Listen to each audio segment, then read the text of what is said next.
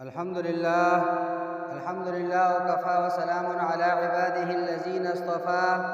أما بعد فأعوذ بالله من الشيطان الرجيم. بسم الله الرحمن الرحيم.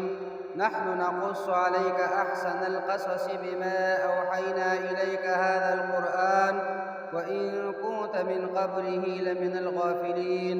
صدق الله العظيم. السلام علیکم ورحمۃ اللہ وبرکاتہ. ہمارے آج کی موضوع ہے سورہ یوسف کی فضیلت. پیارے بھائیو، سورہ یوسف قرآن مجید کی 12ویں سورت ہے جس میں حضرت یوسف علیہ السلام کا قصہ بیان کیا گیا ہے. یہ مکی سورت ہے اور مکی زندگی کے آخری دور میں یہ سورت نازل ہوئی. یہ 12 نمبر سورت ہے ترتیب عثمانی میں. اس کی تعدادی آیات 111 ہے اور اس سورت میں الفاظ 1795 ہیں اور حروف 7125 ہے.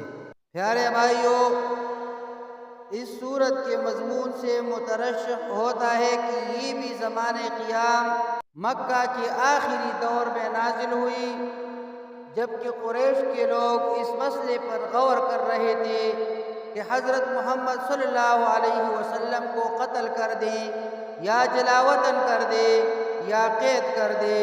اس زمانے میں کفار مکہ نے نبی کریم صلی اللہ علیہ وسلم کا امتحان لینے کے لیے آپ سے سوال کیا کہ بنی اسرائیل کے مصر جانے کا کیا سبب ہوا. چونکہ اہل عرب اس قصے سے ناواقف تھے، اس کا نام و نشان تک ان کی ہر روایت میں نہیں پایا جاتا تھا اور خود نبی کریم صلی اللہ علیہ وسلم کی زبان سے بھی اس سے پہلے کبھی اس کا ذکر نہ سنا گیا تھا. اس لیے انہیں توقع تھی کہ آپ یا تو اس کا مفصل جواب نہ دے سکیں گے یا اس وقت ٹال مٹول کر کے کسی یہودی سے پوچھنے کی کوشش کریں گے اور اس طرح آپ کا برم کھل جائے گا. لیکن اس امتحان میں انہیں الٹی منہ کی کہانی پڑی. اللہ تعالیٰ نے صرف یہی نہیں کیا کہ فوراً اسی وقت یوسف علیہ السلام کا پورا قصہ آپ کی زبان پر جاری کر دیا، بلکہ مزید برآں اس قصے کو قریش کے اس معاملے پر چسپاں بھی کر دیا جو وہ برادران یوسف کی طرح حضرت محمد مصطفیٰ صلی اللہ علیہ وسلم کے ساتھ کر رہے تھے. پیارے بھائیو، سورہ یوسف کی بہت زیادہ فائدے ہیں، لیکن ادھر چند ذکر کر رہا ہوں. ہر قسم کی حاجت کے لیے، ہر قسم کی ضرورت کے لیے سورہ یوسف کی تلاوت بہت اہم ہے.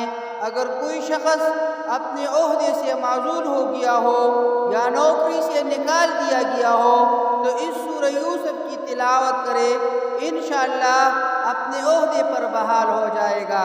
اگر کوئی شخص غریب و نادار ہو تو اس کی تلاوت کرنے سے اللہ تعالیٰ ان کو غنی اور مالدار بنا دے گا انشاءاللہ. قرآن پاک حفظ کرنے کے لیے جو شخص قرآن پاک حفظ کرنا چاہتا ہے تو سب سے پہلے سورۃ یوسف حفظ کرے تو انشاءاللہ قرآن پاک بآسانی حفظ کر لے گا. اب ترجمہ سنیے. ہم آپ کے سامنے بہترین بیان پیش کرتے ہیں اس وجہ سے کہ ہم نے آپ کی جانب یہ قرآن وحی کے ذریعے نازل کیا ہے اور یقیناً آپ اس سے پہلے بے خبروں میں تھے. اقول قولی ھذا استغفر اللہ لی ولکم ولسائر المسلمین.